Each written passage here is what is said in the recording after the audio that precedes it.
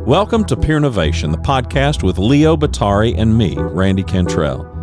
Building on our previous shows, The Year of the Peer and What Anyone Can Do, we turn our attention to helping business leaders build high-performing teams. We'll talk with a diverse group of thought leaders who will share stories and insights that will help you and your teams achieve new heights. If you believe there is strength in numbers and that meeting the challenges of the future can only be achieved if we do it together, then join us for the conversation. Today's guest is Chris Zhuang. Chris is the founder and CEO of Right On Tech Company Limited. That's RITE-ON Tech. In his 20-year career, Chris has worked for government companies, private companies, international companies, and his own. He is a husband and father, been to many countries, worked in many countries, but today he joins us from his home base in Shanghai, China. We welcome Chris to the show. Chris, welcome to the show. It is so terrific to have you on the Peernovation podcast. Thank you very much, Leo. So it's been a pleasure and always a great to talk to you. So tell our audience where you are today. So I'm in Shanghai. So yeah, to be more precise, I'm in Pudong district. So a little bit, the center of my studio. So I'm all good. Oh, that sounds great. Well, for those of you who may not know, and we'll get into this a little later, but Chris and I have been working together now for, many, many months, really, to see that Peernovation, the book, will be released in China, and that the concept and the work may actually find its way not only to peer groups, but also to businesses as well. And we're really excited about that. And it's been such a pleasure, Chris, working with you for sure. Thank you. It's just been great. But I think, if we back up a little bit before we get into Peernovation and its release in China and all that, I'd love to know how you got interested in peer advisory groups and what that looks like for you and why this has become something that you've invested in. So that was from 2017. And I was invited to be the translator of a round of Vestige International Leadership Program in Shanghai. So before that time, I had really zero idea about how peer advisory group works and what it is. I have zero idea. And from the first workshop, I came up to understand that this is a super powerful system that's super professional people. But not only because of their experience, but also because of their intention to learn and grow and to support each other. I think, wow, this is something that is really interesting. And I would like to go a little bit closer to that. So what did you see when you started observing these peer groups? What was it about them that you noticed that you felt was so powerful for you? Well, I see all of the participants, I can say that they had such powerful backgrounds, and they're CEOs, they're business owners, not small business owners, just, relatively bigger sized company owners. But when they are in this workshop, they somehow behave like a group of a teenager student, really humble. And we just sitting in that setting that you can feel that super strong energy of learning and supporting each other. And that is super powerful. And I can see, so this is some system that can make things very different. It is interesting, isn't it, when you see someone go from, they show up at work every day and they're the top person in their company, yet they sit around a group of other CEOs, and that's not the position they play anymore, right? They're just one of many other CEOs who, as you know, I mentioned in the book, I found it fascinating that CEOs oftentimes will recognize that they're the most, arguably one of the most important people in their company, right? They get their position and the leadership that they have there. Yet when they're in a group, they don't always realize how much they matter, how much their contribution makes a difference for the others in the room. And I find that really fascinating. Yeah, absolutely. So some of the participants, they just join and they just would like to like we have this saying, just sitting on the riverbanks and have a little bit more look. So, but the point is, somehow you have to, yes, dive into the water to learn to swim. So this is one of our, yes, great leaders used to teach us. Mm. Yeah. No, it's fascinating. I mean, I just think and I think that, we've chatted about this before too, that, there's certain cultures that are regarded as more individualist versus more collective in their orientation, with the US being a bit more individualistic in terms of that orientation. And yet there's much more right. collectivism, in China. How does that factor into peer groups and there being effect? Like, in other words, are Chinese businessmen and women, for example, really open to being part of a peer group? And if so, what does that look like? And how do they engage with one another in a way that you think that your culture helps make that successful? Yeah, I think that could be a little bit of the both sides. And generally speaking, our culture is a little bit more somehow collectively focused. Yep. And like yours, it's more individually focused. And the business owners and the CEOs at this moment in our country, they are quite more open-minded, we can say. It's just not like 40 or 50 years ago. Because right now we see the possibility and the diversity in this world, and we're being a part of it. And so for them, they will be able to understand that being a part of a peer advisory group can help them to transform their own leadership. So that is more internalized transformation. But also when we have this conversation, I still remember there is one session of the meeting, and when the coach, they asked this question. So how many people are going to be affected by our meeting? So let's do some, quick math on that. So the CEO started counting. So yes, me, myself, my direct relatives, spouse, kids, parents, and parents-in-law, and also their staff, employees, just put all the people together, they just combined. Guess what? That's like a little bit more than 86,000 people affected just by this small group of the meeting. So this is a huge number.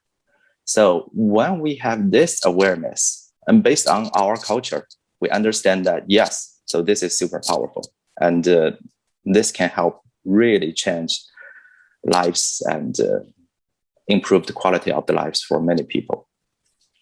You bring up such a great point there. And part of this too is, I know when I do the workshop with CEO peer groups, which is pretty much designed to help them maximize their experience, right? So they come and they meet once a month. And here you've got all these high-powered people coming together, 8 hours. And this is 8 hours they will never get back, right? So it's a matter of, because of all that's at stake, because of all the people that are affected by this, coming there and really bringing your best and being at your best and being open and being willing to share and being willing to learn. And what can happen when someone from a completely different industry sector will ask you a question that you probably stopped asking yourself a long time ago, because this is just how things work in our world.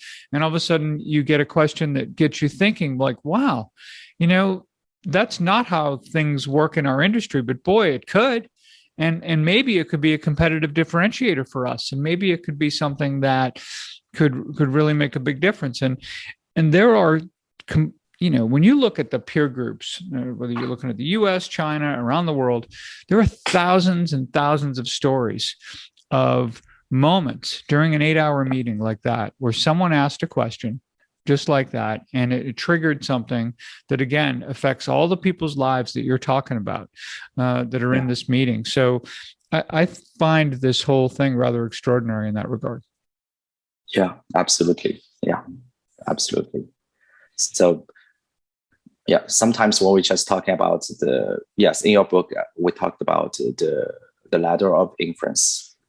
Inference. Sorry, yeah, inference. So that is the system that is very powerful. And I'll be inviting some of my friends and some of my learning partners, yes, to follow this system. To sometimes, yes, we literally draw a ladder on the whiteboard to ask them to say yes. So this is how you start to think. This is how you start to observe everything around you.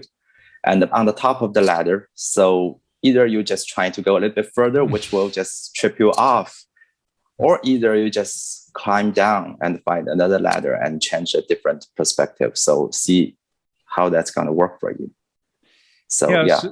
And for those of you or listeners who maybe, so in the book, I reference Chris Ardrey's ladder of inference.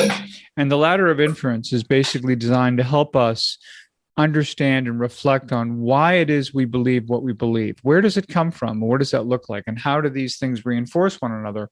And with even the idea that what if we were able to climb a ladder of inference? Because the idea, for example, is that, Chris and I, for example, right, grew up in completely different cultures.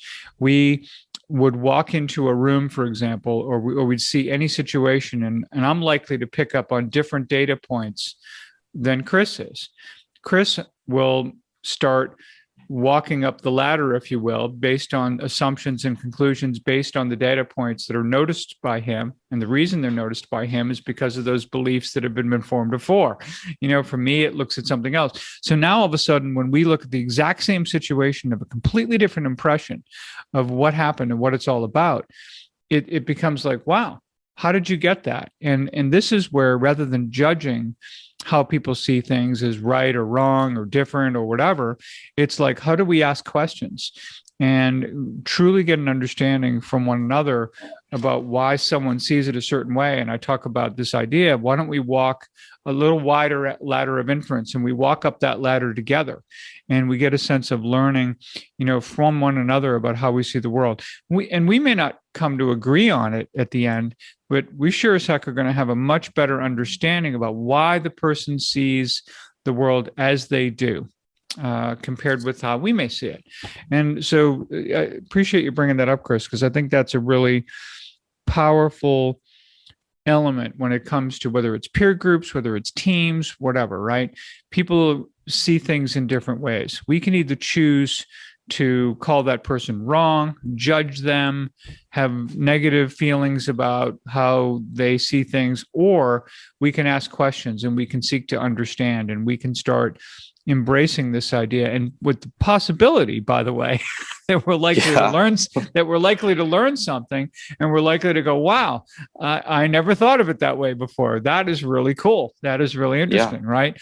And this is what groups kind of do for one another. Yeah, that's absolutely right. And so we have this saying, yes, in our proverbs. So there is a proverb in our culture. So a group of the frogs, they're sitting on the bottom of the well. They start to stare in the sky. They say, okay, the sky is just like this much big, just like the size of the well. But there is this one teeny tiny frog said, okay, so I was trying to see if out of the boundary, what is that? The moment he's got that idea, is no longer a part of those frogs. So same like the ladder of inferences. The moment that we start to think that there might be some other ladders waiting for us to explore, or just explore and observe. So there will be way more possibilities waiting for us. That's fascinating.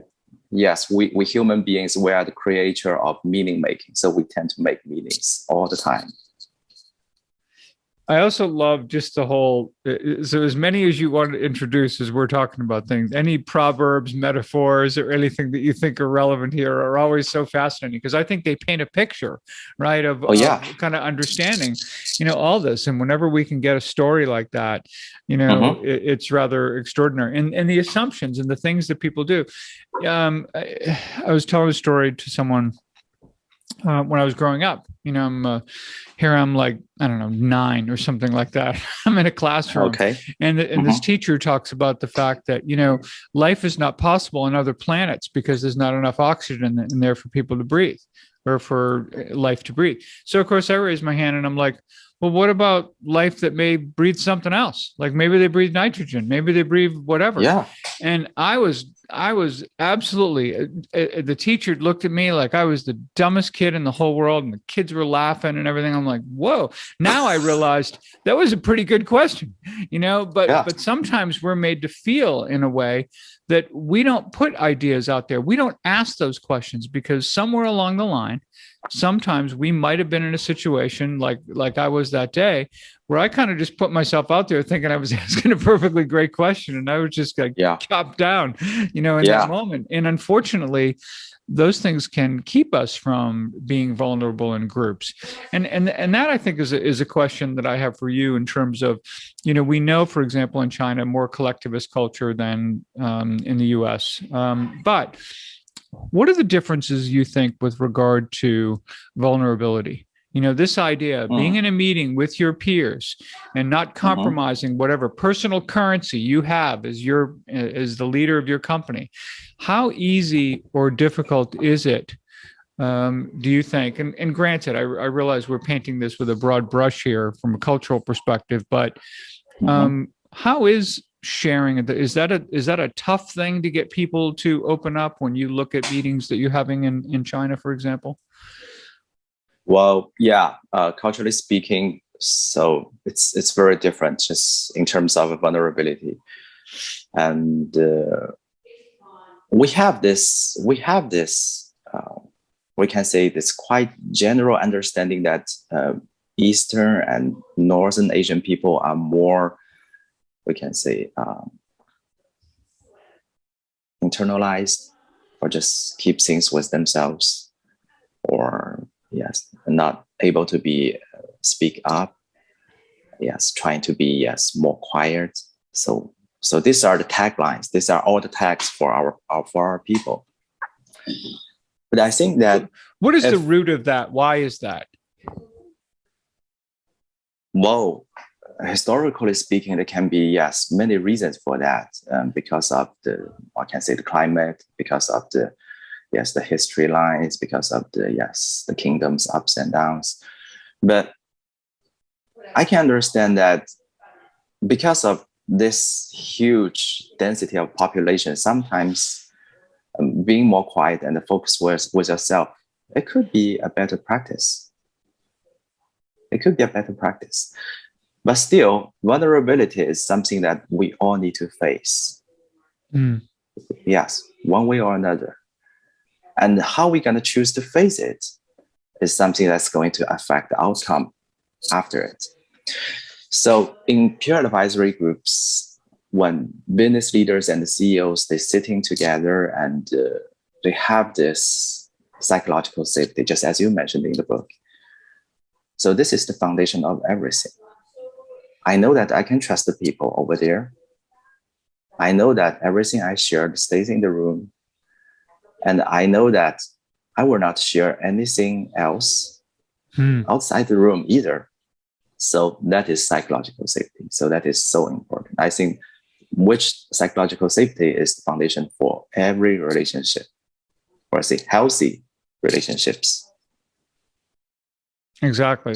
When you think about it, the example I brought up of asking the question that I did in class, that was not only something that affected me, but think about it. It affected every other student who might think to ask a question down the road and think, hey, I don't want to go through what Leo did last week, right? I mean, that was right. So they don't ask the question and they stay quiet and they don't, they're not vulnerable. They don't be curious. And unfortunately, we get a little bit, trained on this in a way that isn't necessarily very positive when we're younger sometimes. And but I think when you think about when you think about peer groups, if you were starting a peer group right now in Shanghai and you had 8 to 10, 12 executives who've never been part of a peer group before, how would you get them to trust that psychological safety? How would you get them to feel that they could be open without penalty? In fact, not only without penalty, but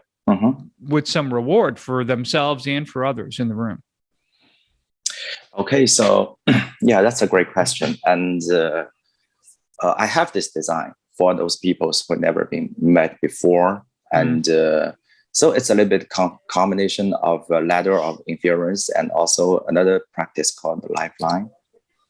So I'm sure that most of the listeners, they know about the lifeline exercise. So it's just basically like a coordination system starting from the day one, the day we get born.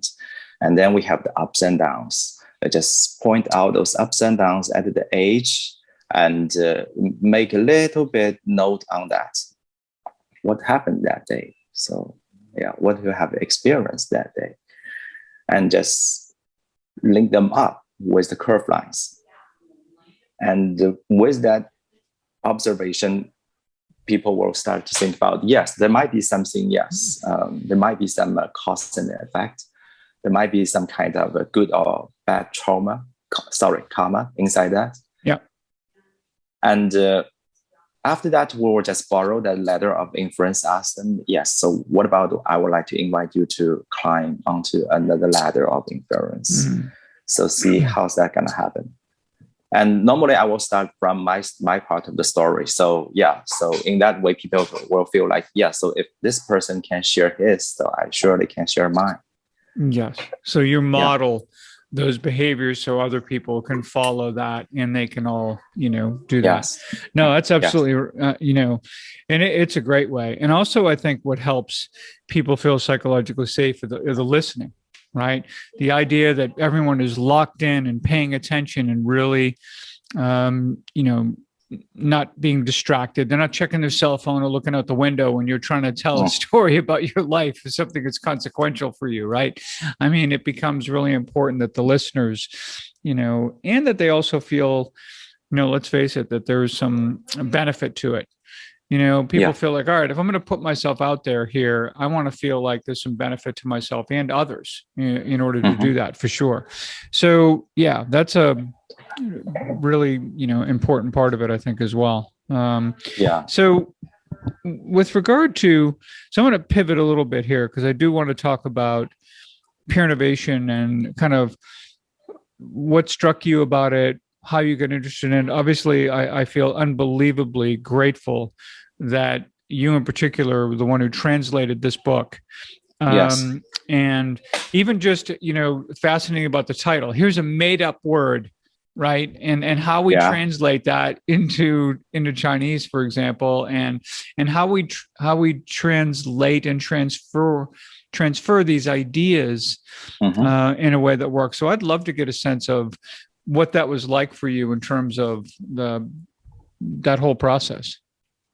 Okay, so so at first I would like to say thank you, Leo, for trusted me to go along with all the translation and the publication of Peernovation in China. And so the Chinese name of Peernovation is called Tongdao Changli, and Tongdao itself in Chinese, that means people like me,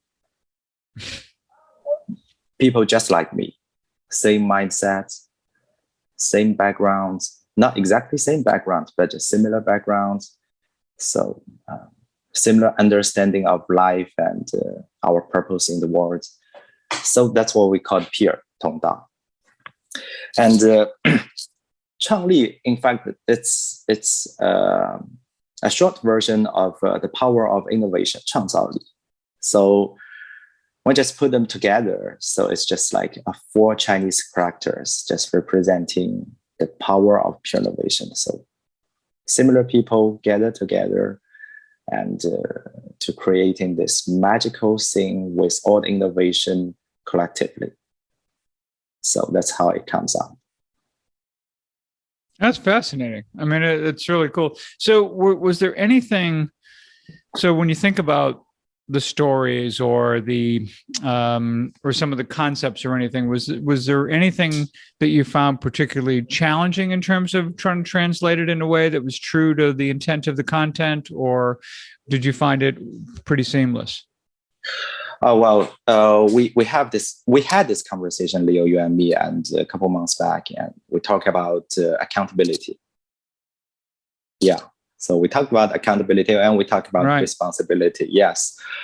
I had this conversation 2 days ago with my ICF certification learning partners, and I share this concept with them.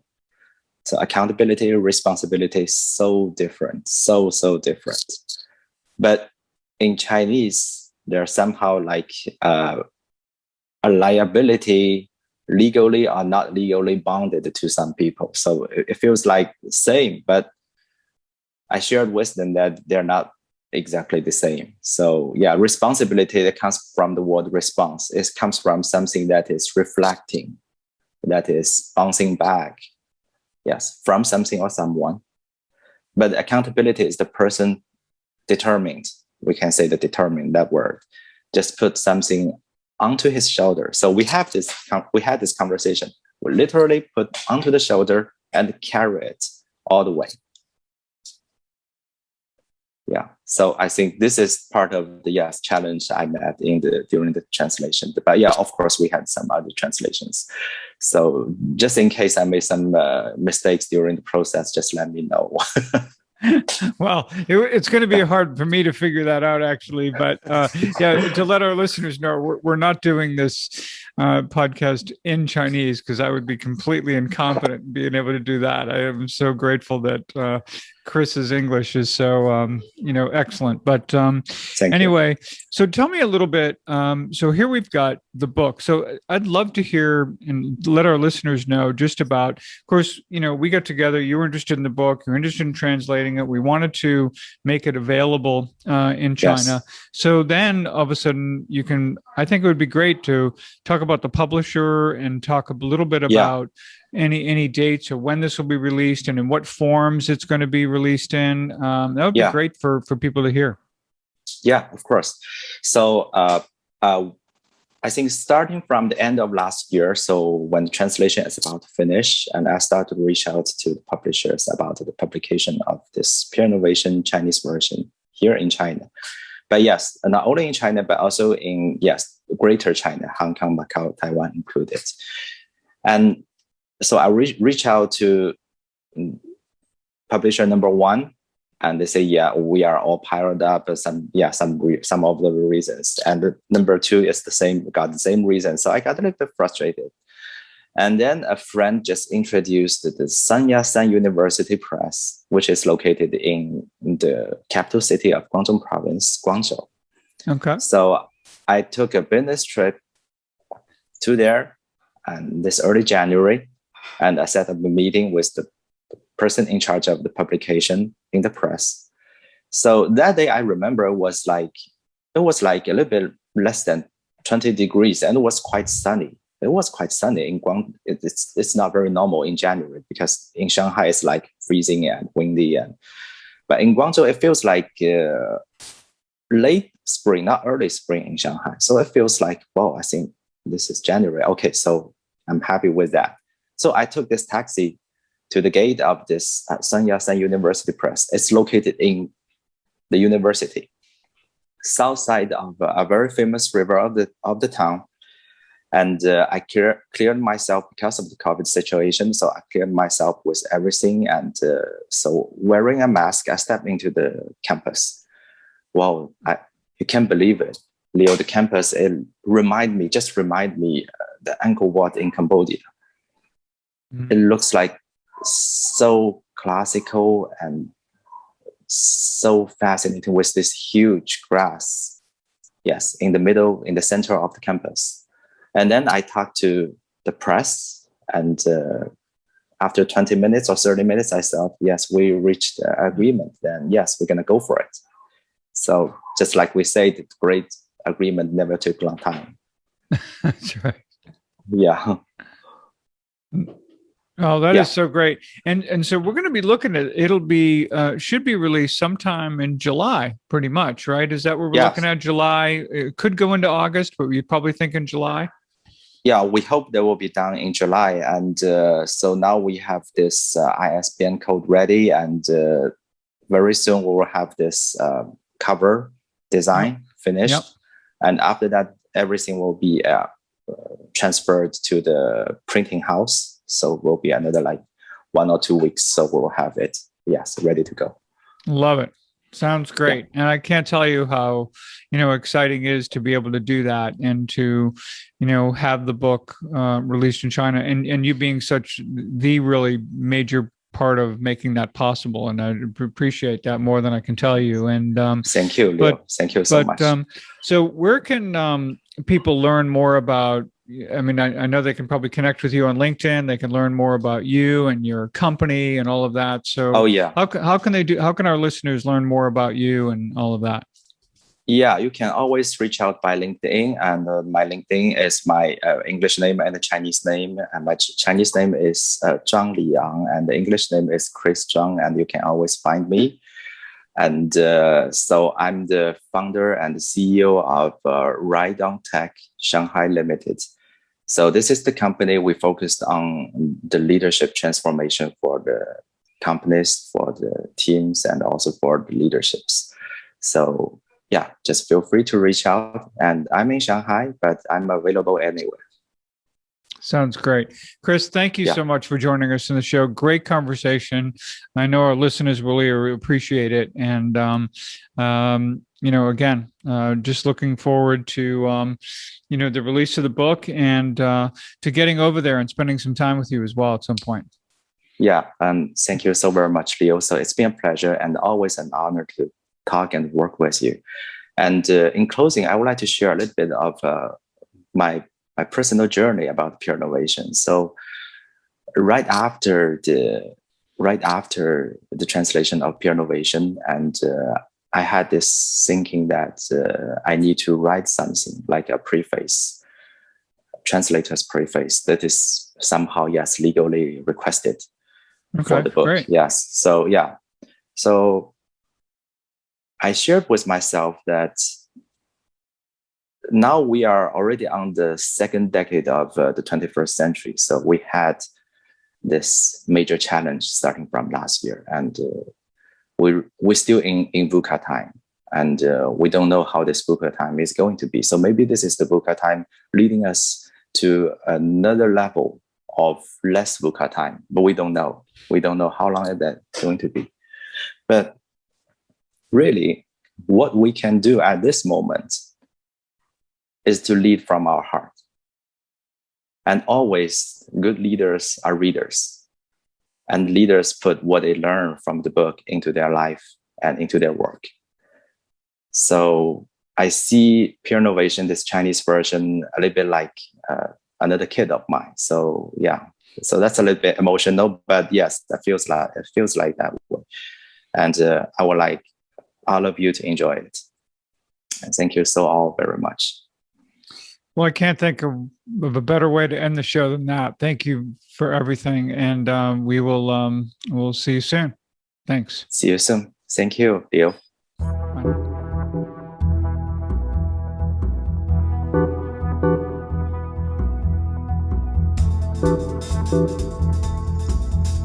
Thank you for joining us. To subscribe to the podcast and learn more about how you can engage Peernovation for your organization, contact us on the website at peernovation.co. Until next week, remember, the power of we begins with you.